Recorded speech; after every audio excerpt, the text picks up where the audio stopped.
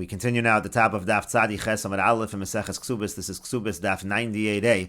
On the previous Amud, Rebbe Lazar and Rebbe Shimon said that when it says that a Kohen Gadol has to marry a Besula, so he's even allowed to marry a Bogeres, even if she's a partial Besula, so to speak, that is good enough. The Gemara learned that out from Bisuleha, and the Gemara says Bivisuleha. The fact that it says Bivisuleha, that means to say Shayu Kol Besula Kayamin, that all of her virginity needs to be Kayam, needs to be intact, and what that means is Bein Bechidarka, Bein Shalo Kedarka. That means to say it doesn't matter if she had relations in the normal fashion or she had relations in the abnormal fashion. In all of those cases, it will be problematic for her to marry a Kohen Gadol. So even though Bogeres is good, because partial Besula is okay according to Rebbe Lazar and Rebbe Shimon, but if it's Bein Bechidarka, Bein Shalo Kedarka, it is going to be a problem. Rashi over here says Besula Kayam and Linyan Be'ila, meaning as far as her having relations before, they are more strict. Shalo Nivala, Afila Shalo Kedarka, it has to be that she had no relations, even Shalo Kedarka. And the Gemara continues, there was a woman, and she grabbed a silver cup for the price of her ksuba. Rashi over here says, it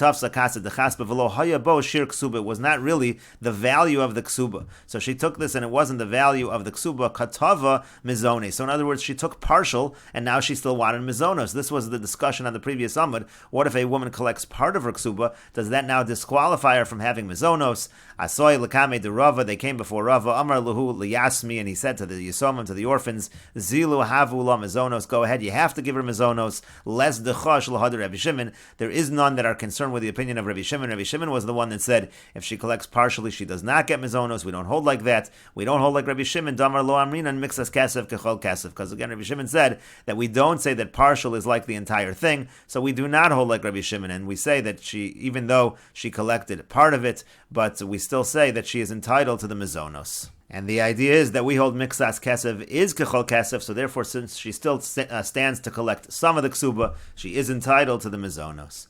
And the Gemara continues, Shalach le Rabba berei de Rava Rav Yosef, Rabba the son of Rava sent to Rav Yosef, mocheres shelo bebezin. Let's say you have a situation of a woman and she's selling the property and she's not doing it in Bezdin. So tzricha shvua or ein tzricha shvua. Does she need to take an oath or does she not need to take an oath? Rashi over here says, tzricha shvua shelo gavsa yoser. Does she need to take an oath that she didn't collect more than she was supposed to collect? And the Gemara says, V'tiboy loch hachraza. But you should have a different question. You should ask, when she makes this sale, so does she have to make a public announcement regarding the fact that she's making this sale? And the Gemara says, Amar lei, so he said to him, Hachraza lo kami boili. I don't even have a question about Hachraza. The Amar Rabbi Zeira, Amar Rav Nachman, because Rabbi Zeira said that Rav Nachman said, Almona sheshama liatzma. Let's say you have an Almona and she evaluates for herself. She doesn't sell the property. She just evaluates what a certain property is worth and she takes it for herself. So lo asta v'lo klum. That which she did is nothing. That's not going to be good. And the Gemara wants to clarify. Hey Chidami, what exactly is the case? Ida achros, if she made a public announcement about what she was taking, amai lo asta v'lo klum, why should that be nothing? That should be the equivalent of making it clear exactly what she's taking, and it should be fine. But it's not going to be good. Ela lav de lo achros. Obviously, she made no public announcement. Uliatzmahu de lo asta v'lo klum. And if there's no public announcement and she takes for herself, that's when it's nothing. Hali acher mashasta asta. But it sounds like if she sells it to somebody else, you don't need a hachrasa. That's what it sounds like from what Rav Nachman said. But the Gemara says, no, liolam da'achros. It could very well be that Rav Nachman is talking about where she made an announcement and it's still no good if she takes it for herself. Because we can say to her, man shamlich, who exactly is the one that evaluated it for you? There was no real evaluation. A public announcement is not going to be enough. And Rashi over here explains, Sheshama liatzma, she evaluates for herself. Lacha sada yisomim liatzma. What she does is, there's a property of the orphans from her late husband. She just takes it for herself. Beshumas ksubas, and she evaluates that that's the amount of her ksuba. La asta v'lo klum, that's nothing. V'imratzva yisomim lahagbosa mos la'achar zman chos v'not l'nosa. If the yisomim want, they can give her money later on, and they can take back the land. She's not entitled to just keep that land. And the Gemara at first said that, well, if she did a hachraza, certainly she should be entitled to the land. But then the Gemara said, no, it's not true. Man shimlach. We can always say man shamlich. Who's the one that evaluated for you? We can say that's not good even with the hachraza. Meaning, mimiki balt mechirazu.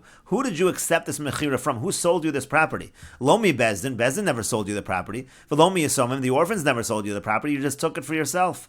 Lafigach lo yotza hakarka merishos hayisomim. Therefore, this property that you tried to take for yourself, even with the hachraza, never really left the rishus of the yisomim of the orphans. Aval heicha desham la'acharini. However, let's say you have a situation where she did an evaluation to sell it to somebody else. So there, nafak me rishus hayarshin, there actually it does leave the rishus of the yarshim.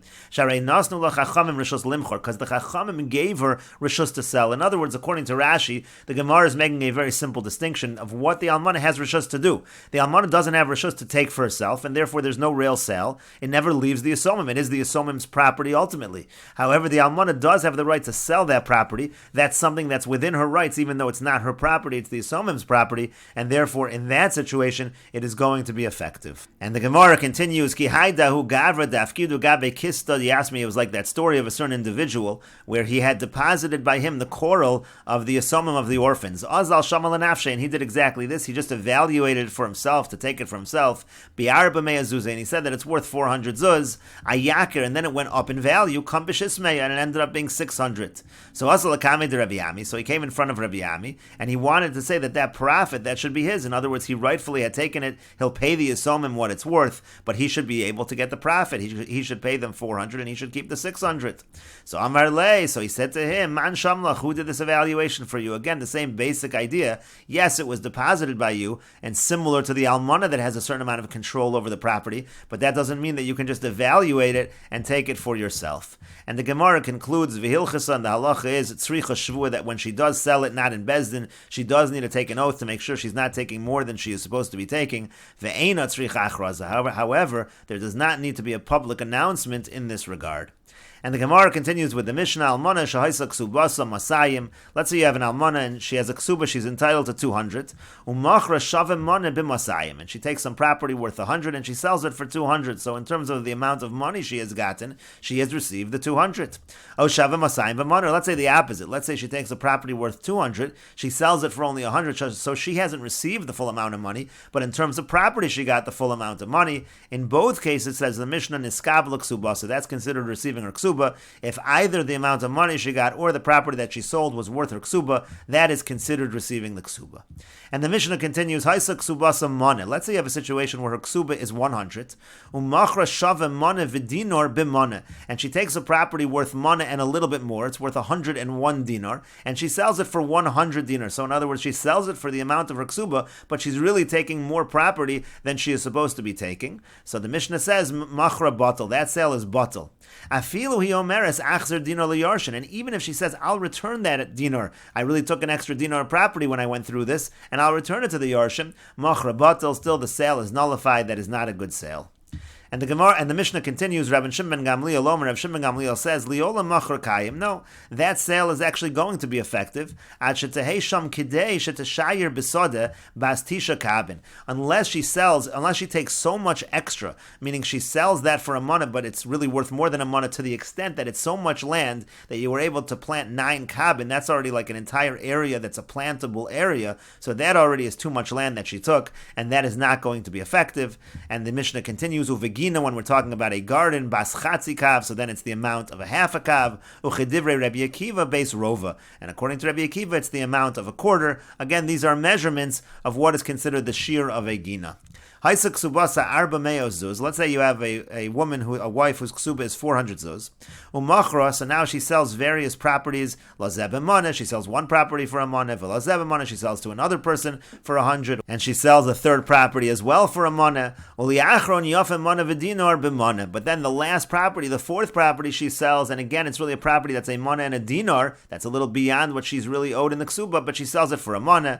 And so again, the Mishnah says shalachron batal, that last sale is nullified. It's no good. But the first ones, which she was entitled to those amounts in the ksuba, those are going to be good sales. And the Gemara says, what's the difference that, let's say she sells a property worth 200 for 100? The Amri Lo Ataf Sad, that we say to her, it's your loss. You took a property and it was really worth 200. You sold it for less. That's your own loss. So Shavim Mana b'Masayim Nami, but if she takes an 100 property and she sells it for 200 also, Teima Nar Vachna, she should be able to say, I get to keep the profit. Why should we say that if she sells the Mana b'Masayim, she's actually collected her entire ksuba? Let's say that she only collected a Mana, and anything extra she made, that's her profit. Amar of Nachman, Amar Rabba bar Avua. So Rav Nachman says that Rabba bar Avua says, and we'll continue with this discussion in the next video on Daf Tzadi Ches Amud Beis.